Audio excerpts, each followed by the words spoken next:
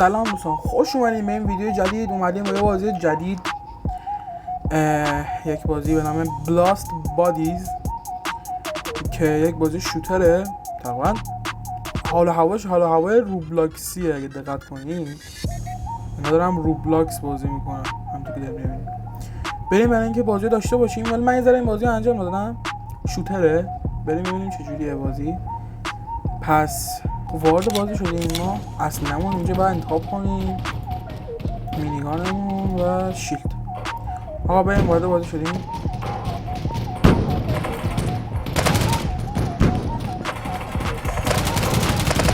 خب اول بازی که مردیم با یکی شخصی اسنایپر زد منو. خب حرفی چه اونه من زد دیر وارد بازی شدم. مثلا نت ایران رو میدونیم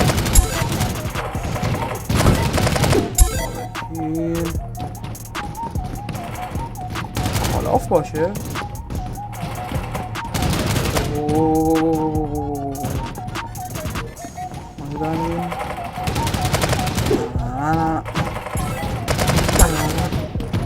مرد.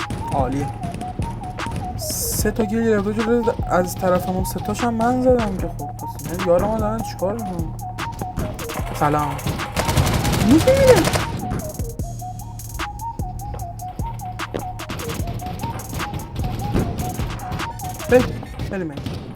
بریم اصلا نگاه نمیکنه.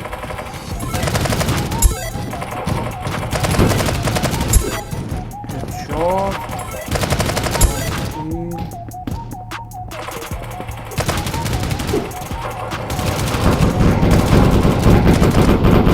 اصلا من طرفتونم چون نده میفهم.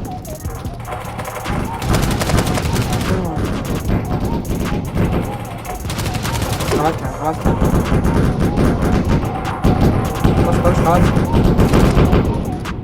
باش LMG گرفتی خالی کردی یا بریم آقا بریم. این نصف تمامه بودیم چون یارو من اصلا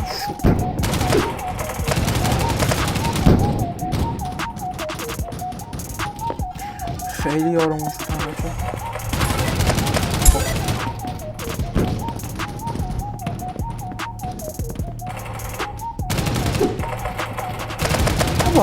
بعد که کیل خورد خیلی بد کیل خالی میکنه با آدم.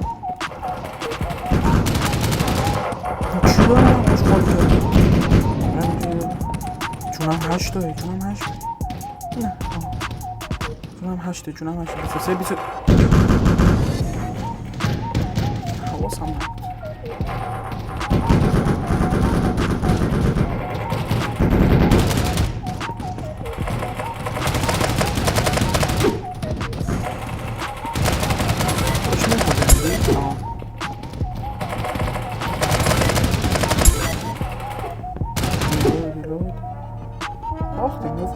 بازم اول شدم، یعنی من کمکاری نکردم، من تمام وجودم رو برای این بازی گذاشتم. ولی بازم یه ذره من یارم زدم مشکل داشتم یه وقت. خلاص که اینم از این بازی. امیدوارم که این بازی خوشتون اومده باشه. یه دست دیگه هم رفت داخل، ولی خب حالا نه دیگه ما ادامه نمیدیم. امیدوارم این بازی خوشتون اومده باشه و اینکه تا یه ویدیو دیگه خدافظ.